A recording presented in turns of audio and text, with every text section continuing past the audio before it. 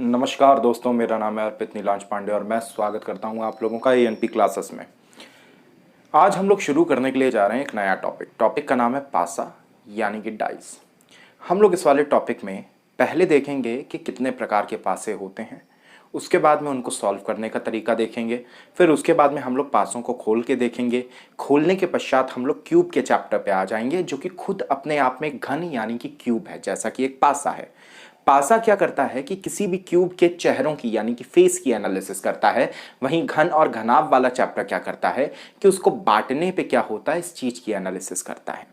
ठीक है, जबकि दोनों के दोनों जो फिगर्स हैं, ध्यान दीजिए, दोनों के दोनों क्या है, क्यूब है, घन है। पासा भी कितने चेहरे हैं, 6 चेहरे हैं। क्यूब के भी कितने चेहरे हैं, 6 चेहरे हैं। कैलकुलेशन उसी आधार पे होती है दोनों की। लेकिन पासे के चैप्टर में हम लोग पहले देखेंगे टाइप ऑफ डाइस यानी कि कितने प्रकार के पासे होते हैं। फिर हम लोग देखेंगे यहाँ पे कि पासा अगर बंद है तो किस तरीके से सॉल्व करना है। फिर हम लोग देखेंगे पासा खुला है तो क्या सॉल्व करना है। और फिर देखेंगे कि इसके कुछ स्पेशल पर्टिकुलर केसेस होते हैं, उन वाले क्वेश्चंस को भी हम लोग देखेंगे। तो चलिए शुरू करते हैं आज का चैप्टर।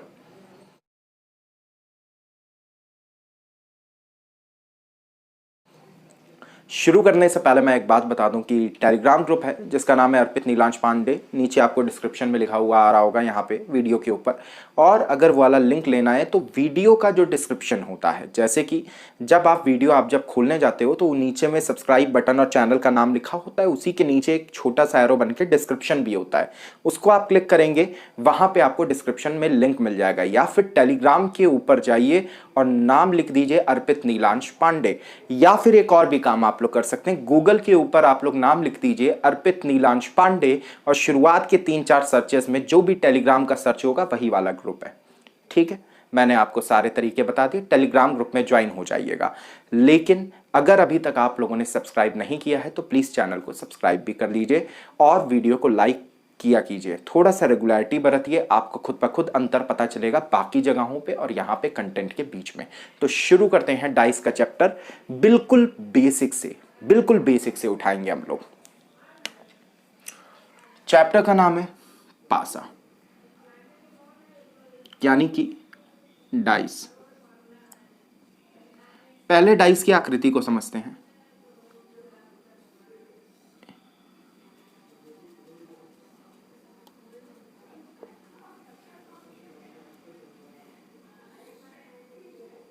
ये है।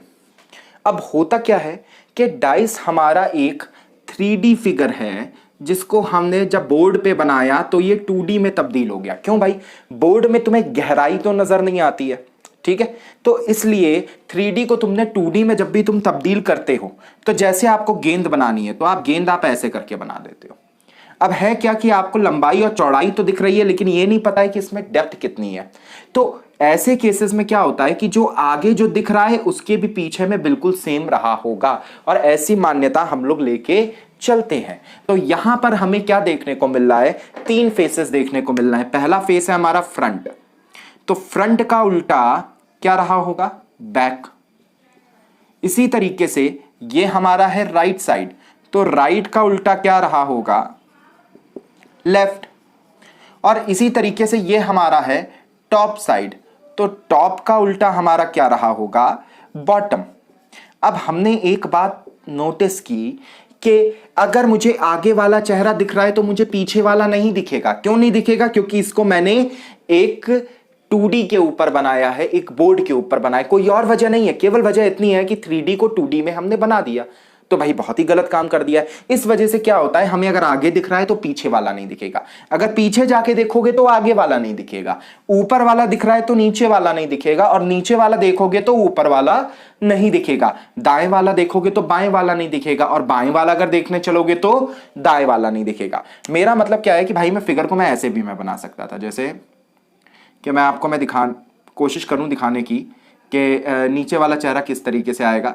ये कुछ ऐसे कर दीजिए, ये ऐसे में आप ले लीजिए और ये ऐसे में आप खींच दीजिए, तो आपको क्या नीचे वाला भी दिख रहा है, ये आपको लेफ्ट वाला दिख रहा है, और ये आपको क्या हो रहा है, दूसरी वाली साइड, लेकिन है क्या इनके अपोजिट। अब नीचे दिख रहा है तो ऊपर तो नहीं दिख पा रहा है ना मुझे, तो इसीलिए केवल यही एक वजह है। कोई बताता नहीं है, डायरेक्टली बोलने लगते हैं सब लोग कि opposite faces can not be together, हम कभी भी विपरीत चेहरों को एक साथ में नहीं रख सकते।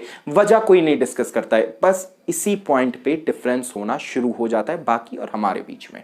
इसीलिए मैं कह रहा हूं डू सब्सक्राइब दिस चैनल। अभी मैंने आपसे कहा विपरीत, अब चाहो तो इसको चेहरा कहो, चाहो तो इसको फलक कहो, चाहो तो इसको फेस कहो, एक साथ नहीं। ऑपोजिट फेसेस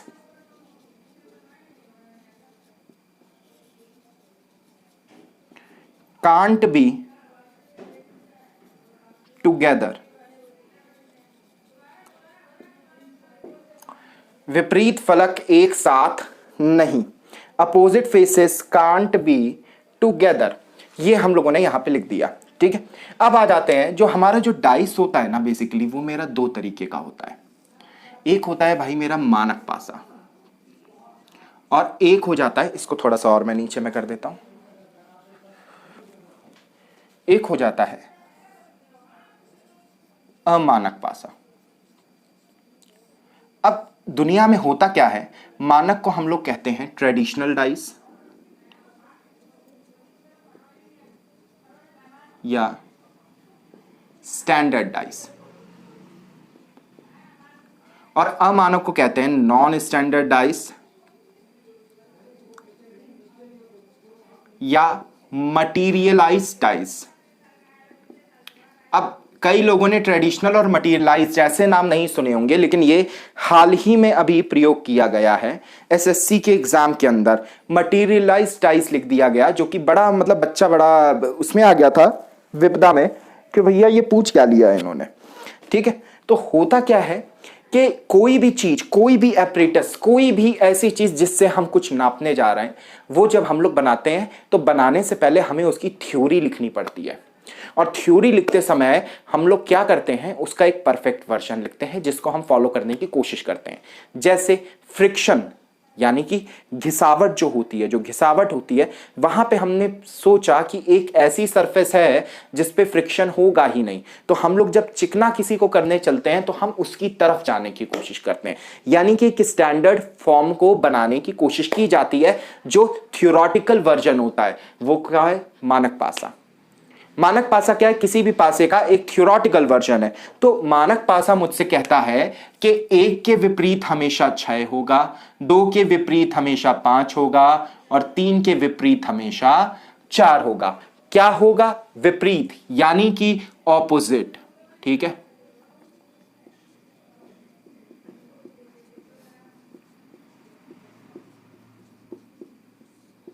ऑपोजिट होगा।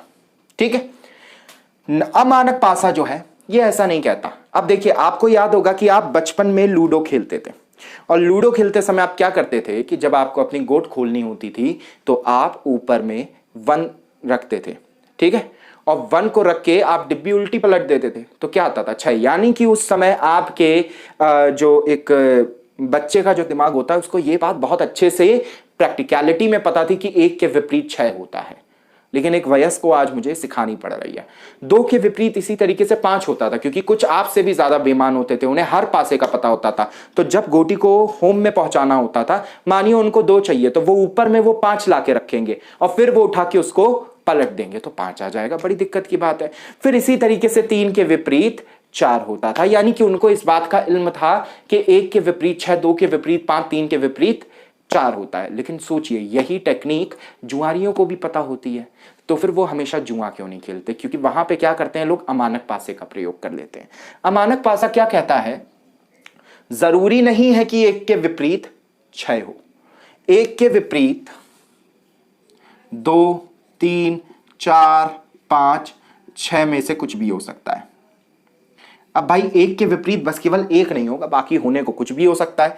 इसी तरीके से 2 के भी विपरीत 1, 3, 4, 5, 6 कुछ भी हो सकता है। इसी तरीके से 3 के विपरीत 1, 2 4 5 6, कुछ भी हो सकता है। अब मैं इसके आगे मैं नहीं लिखूंगा, आप मेरी बात समझ गए। लेकिन मैंने तभी कहा यार एक एक एक प्रॉब्लम समझो जरा। एक पासे को बनाते, एक पासे का एक चेहरा बनाते हैं। ये एक चेहरा है जिस पे लिखा है 5। अब इससे कितने चेहरे जुड़े हैं?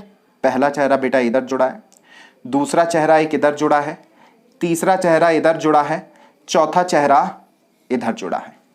ठीक है, अब जरा एक बात को ध्यान दो कि एक चेहरे से 4 चेहरे आपके जुड़े हुए हैं और किसी ने कहा कि 5 के विपरीत 2 नहीं होगा, यानी कि जो छठा चेहरा होगा जो इन सबके बिल्कुल पीछे, भाई पांचवा तो ये वाला हो गया, छठा इन सबके बिल्कुल पीछे होगा, तो छठा वाला जो चेहरा होगा वहां पे बस केवल 2 नहीं हो सकता, यानी कि 2 आने को यहां आ सकता है, यहां आ सकता है, यहां आ सकता है, यहां आ सकता है। तो अगर कोई कहे कि 3 के विपरीत किसी, सॉरी 3 के विपरीत यहां पे 4 भी नहीं हो सकता है, माफ कीजिएगा मैं फ्लो में मैं बह गया, और ये यहां पे 6 भी नहीं हो सकता। ठीक है, थोड़ा सा थमे रहिएगा। तो होता क्या है कि 5 के विपरीत 2 नहीं हो सकता है, तो विपरीत अगर नहीं होगा तो क्या होगा? पड़ोस में होगा ना। तो होता क्या है कि 1 के 6 आ सकता है, 2 के 5 आ सकता है, 3 के 4 होगा। कौन होगा लेकिन? पड़ोसी। कौन होगा? पड़ोसी, यानी कि नेबर। तो पहचान क्या है? अब पहचान देखिए क्या है। अमानक पासे की पहचान है कि 1 के अड़ोस पड़ोस में आपको 6 मिल जाएगा, 2 के अड़ोस पड़ोस में आपको 5 मिल जाएगा, और 3 के अड़ोस पड़ोस में आपको 4 मिल जाएगा। यह है एक्सप्लेनेशन कि क्यों कहते हैं अमानक पासे में कि पड़ोस वालों को या जो हमें फेसेस दिख रहे हैं उनको उठा के गिन लो। ठीक है, मैं यहां पर एक काम करता हूं, मैं एक डाइस में बनाने जा रहा हूं। एक पासा मैंने ये बनाया, मैंने इधर लिखा 1 5 4 3 2 6। अब आपने क्या किया, और दूसरा पासा मैं एक और मैं बना रहा हूं। दूसरा पासा मैंने इधर बनाया 1 6 3 4 5 2। यह है पासा नंबर ए और यह है पासा नंबर बी। ठीक है, ये 2 पासे। अब जरा ध्यान दो, जो ट्रेडिशनल डाइस है उसने कहा 1 के विपरीत 6 होगा, यानी कि 1 दिख रहा है तो कहीं भी मुझे 6 नहीं दिखना चाहिए। अगर 5 दिख रहा है तो कहीं भी मुझे 2 नहीं दिखना चाहिए। क्यों नहीं दिखना चाहिए? क्योंकि विपरीत चेहरे या फलक या फेस एक साथ में नहीं हो सकते, और यहां पे 1 के विपरीत क्या है? 6। 2 दिख रहा है तो बेटा देखो 5 नहीं दिख रहा, 3 दिख रहा है तो यहां पे देखो हमें 4 नहीं दिख रहा, 6 दिख रहा है तो 1 नहीं दिख रहा है किसी भी एक चेहरे में। तो इसी चीज को हम लोग कैसे कहते हैं? हम लोग नॉर्मल भाषा में कहते हैं इन दोनों को जोड़ के देख लो, इन दोनों को जोड़ के देखो, और इन दोनों को जोड़ के देखो। यहां पे 9 आएगा, यहां पे 5 आएगा, और यहां पे 6 आएगा। जरा इन दोनों को जोड़ोगे तो 5 आएगा, इधर पे जोड़ोगे तो 8 आएगा, और इधर पे जोड़ोगे तो 9 आएगा। क्या कहीं भी 7 आया? तो मानक पासे के लिए यह भी कहा जाता है कि जोड़, यानी कि एडिशन नॉट इक्वल टू 7। यह बात भी कही जाती है कि एडिशन किसी भी हाल में आपका 7 नहीं होना चाहिए, बस बाकी और कुछ भी हो कोई मैटर नहीं है उससे। लेकिन नॉन स्टैंडर्डाइज जो होता है उसने क्या कहा? पड़ोसी होगा। क्या होगा? जिसका जोड़ 7 होगा। क्यों पड़ोसी का? क्योंकि बेटा अपोजिट वाला तो कभी भी 7 नहीं बन सकता इसमें। इसको बनाया ही इसलिए गया है कि विपरीत के बारे में कुछ भी ना क्लियर हो पाए। तो जरा देखो, पड़ोसी है ना ये सब तो आपस में, क्योंकि इससे जो भी जुड़ा होगा वो सब क्या होंगे? इसके पड़ोसी। तो देखो यहां पे जब जोड़ा तो 7 आ गया, यहां पे जब जोड़ा तो 7 आ गया। इसीलिए हमारा नॉन स्टैंडर्डाइज में कई बार कहा जाता है जोड़ तुम्हारा क्या आ जाएगा? 7 आ जाएगा। ठीक है, जोड़ तुम्हारा 7 आ जाएगा। अब इसी थ्योरी का इस्तेमाल हम लोग करने जा रहे हैं। आप लोग चाहो तो वीडियो को मैं हट रहा हूं किनारे पे, पॉज करो और आराम से एक स्क्रीनशॉट ले लो। पॉज करके एक स्क्रीनशॉट ले लिया जाए इसका। पॉज करके एक स्क्रीनशॉट ले लीजिए आप लोग। आई होप आपने ले लिया होगा। अब आगे मैं बढ़ता हूं, उसके लिए मुझे इन सब चीजों को हटाना पड़ेगा। ठीक है, या केवल अभी मैं इधर का हिस्सा बस मैं हटा रहा हूं। दिमाग में एक स्ट्रक्चर एक्चुअली में फिक्स है ऑफलाइन का। कई बार ऐसा लगता रहता है कि बच्चा नोट करेगा तो ये मैंने सबसे एंड में लिखा है तो इसे मैं सबसे एंड में मिटा दूंगा। ऑनलाइन में ऐसा नहीं है, गैजेट्स हैं आपके हाथ में, आप उठा सकते हैं, पॉज कर सकते हैं, लेकिन हम लोगों को इतनी ज़्यादा आदत है पढ़ाते पढ़ाते करते करते वही वाला सेम काम की होता ही वही है जिस हिसाब से हम लोग करने की कोशिश करते हैं, ठीक है, या ऑफलाइन में हम लोग पढ़ाते हैं।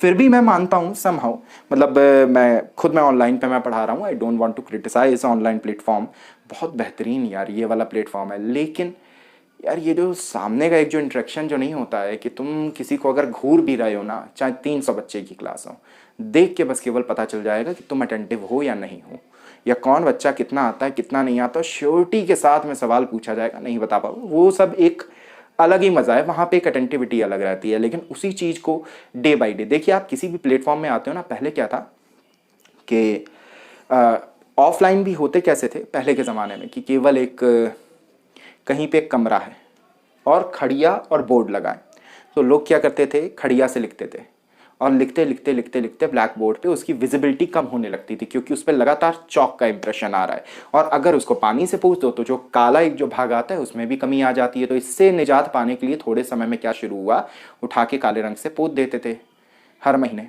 बहुत बढ़िया बात थी। थोड़े टाइम बाद में आया फिर ग्रीन बोर्ड, कि प्लाई जैसा था, खुरदुरी प्लाई थी, हरे रंग की थी, तो हरे के ऊपर सफ़ेद ना बहुत खूबसूरती से दिखता था बच्चों को, और भी कलर उभर के आते थे। फिर उसके बाद में आया वाइट बोर्ड जिसपे कि मैं पढ़ा रहा हूँ, तो धीमे धीमे करके ऑफलाइन में पहले पंखा भी नहीं था, फिर पंखे आए, फिर कूलर लगाए गए। जब कूलर लगाए तो ये समझ में आया भाई आवाज़ नहीं आती, फिर एसी लगाया गया। एसी के भी बावजूद में दिक्कत, हम लोग जब पहुँचे क्लास में तो हम लोगों को ये फेस करनी पड़ी कि भाई 400-500 बच्चा बैठा हुआ है। अब उतना ज़्यादा बच्चा बैठा हुआ है, आवाज़ तो मेरी आएगी नहीं, और मैं कितना मैं चीखूं, क्योंकि भाई दिन में 12-12 घंटे की क्लासें लगातार होती हैं, तो वो 12 घंटे की क्लासें लगातार होने की वजह से हम भी इतना तेज नहीं बोल सकते। तो कहाँ से आए, फिर माइक आए, माइक आया तो स्पीकर आया, अब स्पीकर आए तो स्पीकर में भी किसी ने कहा कि XYZ सर स्पीकर कम अच्छा है, आप बोस के लगवा लो, तो वो लगवाए गए। फिर थोड़े टाइम में आया कि क्लास को अच्छा दिखाने के लिए जो ना ऊपर में सीलिंग लगाई जाए, और फिर जो ना लाइटें लगाई जाए, फिर बड़ा सा सेटअप बनाया जाए, फिर जैसा वैसा सेटअप बनाया जाए अपने छात्रों के लिए जैसा अन्य कोचिंग का, बड़ी बड़ी कोचिंग का होता है। भाई सारा कुछ काम किया गया, और फिर क्या आया, कोरोना वायरस आ गया, तो सारा किया धरा काम वहीं पर सीमित हो गया। पहले किसी के अंडर में पढ़ाते थे, फिर उसके बाद में धीमे धीमे करके एक अलग राह पकड़ रहे थे, लेकिन कहते नहीं है कि चलो ठोकर लगी है, शायद से किसी और लाइन को ये पकड़ने का एक अंदेशा हो। कई लोगों ने ये कहना शुरू कर दिया कि घर वालों ने कि अरे पीछे छोड़ के बड़ी गलती की, छोड़ के क्या कह रहे हैं वो इंट्रोडक्शन में नीचे लिख के आ जाता है, बहुत बड़ी गलती कर दी। लेकिन कभी कभी लगता है कि भाई फैसला मेरा था, और जो मेरा फैसला था वो अच्छा जाए या बुरा जाए, भागीदार मैं ही हूँ उसका। और अकेला जिस चीज़ के आप भागीदार होते हो ना, तो आपके अंदर एक बहुत अजीब सी एक ताकत होती है डटे रहने की। तो उसी ताकत को लेके मैंने ऑनलाइन, अभी दिमाग में बहुत कुछ है यहाँ भी, जब मेरी आदत ही नहीं है किसी एक चीज़ पे जब सीमित होकर रुक जाने की, तो यहाँ भी ऑफकोर्स बढ़ावा होगा, लेकिन आदमी कई बार ना बढ़ावे से पहले ये भी देखता है कि रिस्पॉन्स कैसा है। तो रिस्पॉन्स है बेटा आप लोगों के हाथ में, आप लोग जिस तरीके से रिस्पॉन्स दोगे, थोड़ा सा फैलाने में मदद करो, थोड़ा सा अपने फ्रेंड्स को भी सजेस्ट करो कि लोग जुड़ना शुरू हों। ऐसा कुछ नहीं है यहाँ पे, देखिए ऑफलाइन भी सेम वही कहानी है सभी की, ठीक है। बच्चा कहने लगता है कि आप टीचर हैं, वो XYZ तो फ्री में पढ़ा रहे हैं, आप क्यों नहीं पढ़ा रहे हैं। अरे बेटा सीधी सीधी बात है, आपके पापा किसान हैं, फ्री में अनाज थोड़ी बांट रहे हैं। कोई किसी चीज़ को आपने प्रोफेशन बनाया है, आप हॉबी के तौर पे नहीं कर रहे हो उस काम को, और फ्री में दुनिया में कोई भी नहीं पढ़ा रहा है। जो कंटेंट है जो कर रहा है, अब मैं क्या बोलूँ अपने मुंह से, आप लोग समझदार हो, और अगर नहीं हो तो फिर मेरे बोलने का भी कोई फ़ायदा नहीं है ना। चलिए बैक टू द टॉपिक। अभी हम लोगों ने, मैंने कहा कि मैंने आपको बस केवल विपरीत फलक है ना, यानी कि अपोजिट फेसेस, और ये बताया है। अब मैं क्या करूंगा, इसी के ऊपर बेस्ड आपसे आखिरकार क्वेश्चन क्या पूछा गया उस पर आते हैं। देखो थोड़ा देखो, मैंने यहां पे भाई लिखा एक सवाल, मैंने लिखा, ये लिखा है 3, ये लिखा है 5, यहां पे मुझे पता नहीं है क्या है, इधर लिखा हुआ है 6, इधर लिखा हुआ है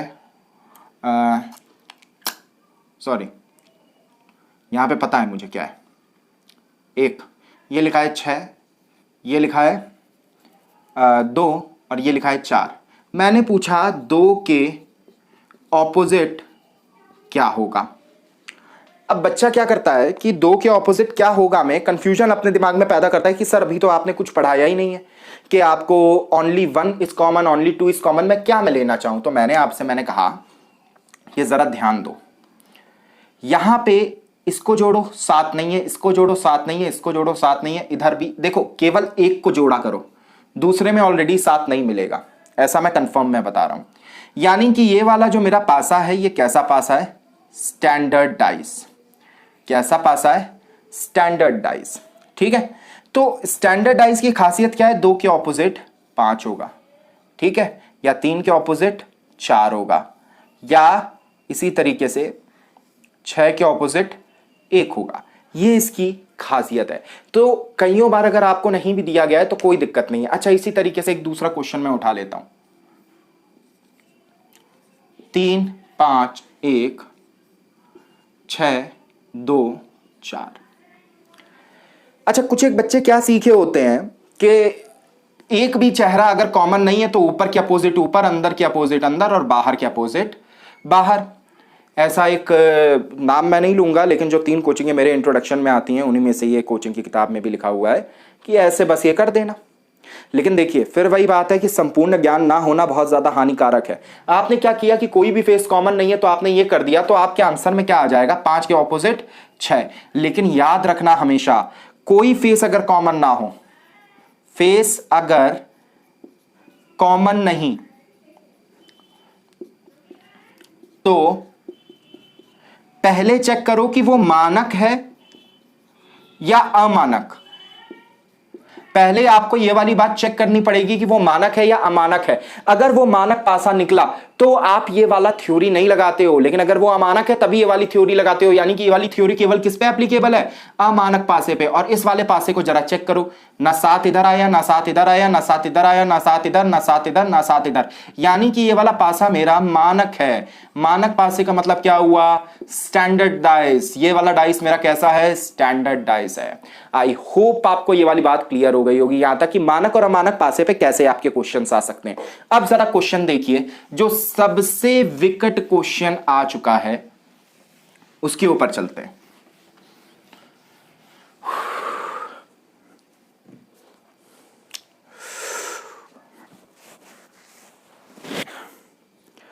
यार है क्या कि रूम जो है ज़्यादा बड़ा नहीं है और यहाँ पे लगा हुआ है विंडो एसी, और विंडो एसी करता है आवाज़ खड़खड़ की जब वो स्टार्ट होता है, या बीच में कभी भी पता नहीं क्या टेम्परेचर आगे पीछे होता है तो एक बार जैसे होता नहीं खड़खड़ खड़खड़ इस तरीके से बहुत हल्की सी आवाज़, मतलब अच्छी वाली आवाज़ करके फिर वो जो है ना नॉर्मल हो जाता है। तो होता क्या है कि एसी लगाने का स्प्लिट यहाँ पे लगाने का प्लान है, लेकिन प्रॉब्लम क्या है कि ऊपर से पूरा वो ले जाना है। अब उसके लिए अब जगह अब नहीं बन पा रही क्योंकि अगल बगल दोनों साइड में है, तो बड़ी दुविधा की सिचुएशन है। पूरा फ़ैन एंड ऑफ करके, और आप लोग तो देखते ही हो पसीना आने लगता है बुरी तरीके से क्योंकि कंजेस्टेड सा रूम है, जिससे कि ऑडिबिलिटी सही रहे चीज़ों की, इसके चलते तो बड़ा यार। इसीलिए पहले तो मैं हिचकता था कि बार बार कैसे, फिर मैंने कहा कि कोई दिक्कत नहीं है पसीना पोंछने में, है ना, कंटिन्यू किया जाए। मैं आपको दिखा रहा था क्वेश्चन, ये वाला मैंने अभी तक का सबसे खूबसूरत क्वेश्चन देखा है। क्वेश्चन क्या था, 6 फिगर है डाइस के, पहला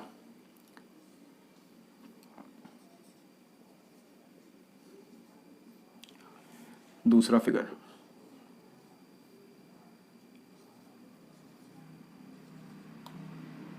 एक काम करते हैं इसको हटा देते हैं, यहां से इसको भी हटा देते हैं, क्वेश्चन का लेवल हल्का सा और अच्छा रख लेते हैं। तीसरा फिगर,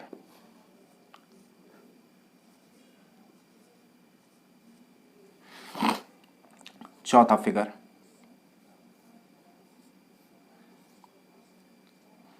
पांचवा फिगर, कहां से लिख दिया पता नहीं क्या चल रहा था,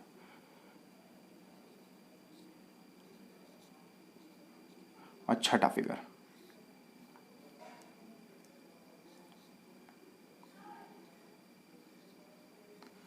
ठीक है, हो गया। अब मैंने आपसे कहा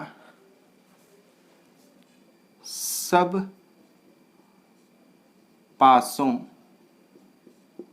के विपरीत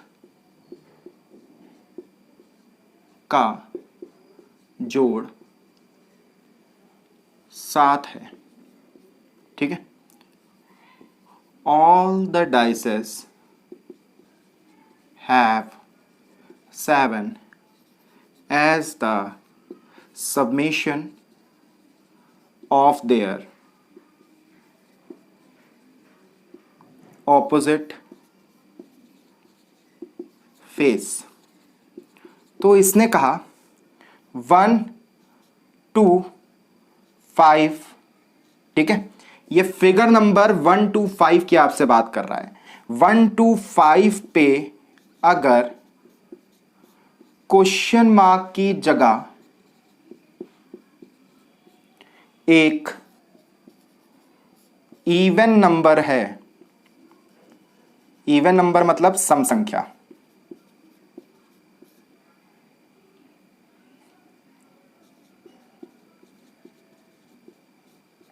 तो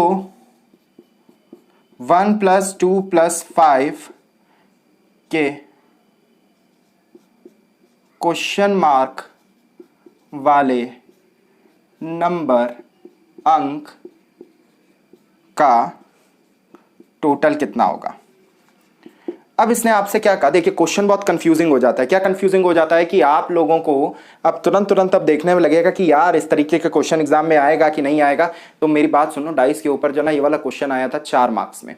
4 मार्क्स में कैसे कि एक ही क्वेश्चन के ऊपर 2 क्वेश्चन थे। पहले उसने कहा था 1 2 5, उसके बाद में उसने कहा था 3 4 6, और 3 4 6 में उसने विषम कहा था। मैं इधर मैं लिख देता हूं कि तुम्हें बताना है 3 के क्वेश्चन मार्क प्लस 4 के क्वेश्चन मार्क प्लस 6 के क्वेश्चन मार्क, और सारे क्वेश्चन मार्क पे केवल ऑड नंबर आएंगे। अब तुमको ये बताना है। कई एक बच्चे क्या कहते हैं, अरे सर आएगा नहीं, अरे पढ़ाया नहीं, अरे हुआ नहीं। क्यों?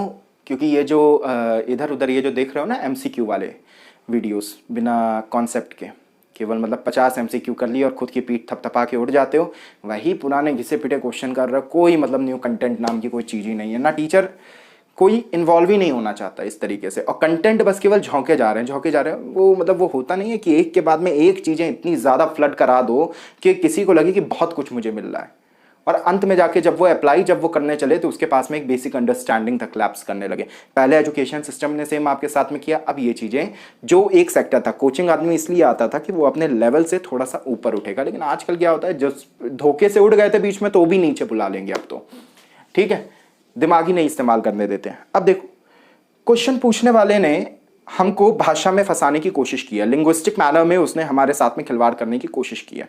इस कोशिश को अब हम लोग नाकाम कैसे करेंगे? देखो सारे के सारे डाइस हमारे कैसे हैं? पहली बात है स्टैंडर्ड डाइस हैं। क्यों स्टैंडर्ड डाइस हैं? क्योंकि उसने स्टैंडर्ड नॉन स्टैंडर्ड उसने नहीं लिखा। उसने कहा कि विपरीत के पासों का जोड़ 7 है। All the dices have 7 as their submission of the opposite faces. और अगर ऑपोजिट फेसेस का सबमिशन यानी कि विपरीत फलक का जोड़ अगर 7 है, दैट मींस ये वाला पासा मेरा कैसा है? स्टैंडर्ड डाइस है। और अगर वो स्टैंडर्ड डाइस है तो बेटा 5 अगर यहां है तो 2 नहीं आ सकता, 3 अगर इधर है तो 4 नहीं आ सकता, यानी कि यहां पे या तो 6 आएगा या तो 1। हमेशा ऐसे ही आएगा। तुम ये बेवकूफी नहीं करोगे कि सर यहां पे 6 आ जाएगा या 1 आ जाएगा। क्यों? 5 है तो 2 नहीं आना चाहिए बस, क्योंकि अगर 2 आ गया तो क्या होगा? पड़ोसियों का जोड़ क्या हो जाएगा? 7, और पड़ोसी का जोड़ अगर 7 हो गया तो वो क्या बन जाएगा? अमानक पासा। हमें इसे मानक रखना है। इधर ये क्या हो जाएगा? 3 और 4। इधर ये क्या हो जाएगा? 6 और 1। इधर ये क्या हो जाएगा? 6 और 1। इधर ये क्या हो जाएगा? 3 और 4। इधर ये क्या हो जाएगा? 5 और 2। ठीक है भाई, सब में सेम कॉन्सेप्ट। देखो अगर 2 है तो 5 नहीं आ सकता, 4 है तो 3 नहीं आ सकता, बचे कौन? 6 और 1। ठीक है, मानो एक और मैं पासा में ले लेता हूं, यहां पे कोई और बना होता, इधर लिखा होता 3, इधर लिखा होता 5। अब भाई या तो 1 आएगा, या तो 2 आएगा, या तो 3 आएगा, या तो 3 नहीं सॉरी 4 आएगा, या तो 6 आएगा। लेकिन 3 है तो 4 नहीं आ सकता, 5 है तो 2 नहीं आ सकता, बचे कौन? 1 और 6।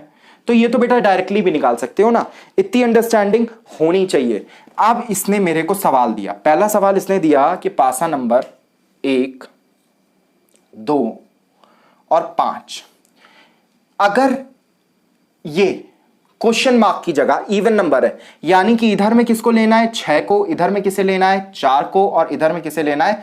4 को। तो उन सबका जोड़ कितना होगा? तो बेटा 6 + 4 + 4 कितना हो जाएगा? ये टोटल 14। ठीक है, जरा इधर आ।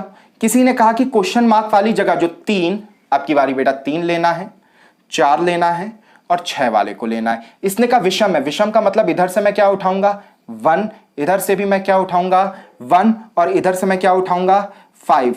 तो बेटा 1 + 5 + 1 का जोड़ कितना आ जाएगा मेरा 7। तो ये है खूबसूरती, ये है खूबसूरती कॉन्सेप्ट का। मैंने अभी तक डाइस पढ़ाया ही कहां है, लोग पहली क्लास में लेके शुरू हो जाते हैं, मात्र 5 मिनट के अंदर वो लोग शुरू हो जाते हैं कि अगर 1 से चला तो इधर में गोला खींचना, इधर में गोला खींचना। भाई मैं भी वो बताऊंगा, लेकिन उससे पहले एक बेस तो जाने दो बच्चे का, ठीक है। अगर अपोजिट हुआ तो ये इस तरीके से करेंगे, अगर ये हुआ तो वो करेंगे, वो हुआ तो ये करेंगे। कंटेंट अता है, ये तो कुछ नहीं है, इसी के ऊपर का 50 सवालों अता कंटेंट होता है, ठीक है। लेकिन कंटेंट कैसा आप दे रहे हो, आप वही आप दे रहे हो घुमाने का। मैंने बड़ी अजीब सी मैंने बात देखी कि क्लोज डाइस तो छोड़ दीजिए, वो तो दुनिया पढ़ा रही है। ओपन डाइस में भी एक छोड़ एक बता के बस छोड़ देते हैं। अब वहां पे रोटेशन कौन सा हो रहा है, किसके ऑपोजिट क्या आना है क्या नहीं आना है, उसको लेके किसी भी तरह का डिस्कशन नहीं करते हैं। और अगर मैं उठा के ऑप्शन को एक जैसा मैं रख दूं, वहां पे सब गलत कर बैठोगे। तो इन सब चीज़ों से हमें बचना है। इसीलिए मैं ये नहीं कह रहा हूं कि ऐसा मैं ही करता हूं, 3-4 और भी अच्छे टीचर्स हैं जो अच्छा पढ़ाते हैं, लेकिन उतना मतलब फिर वही बात है कि देखो बुरा मानने वाली बात नहीं है।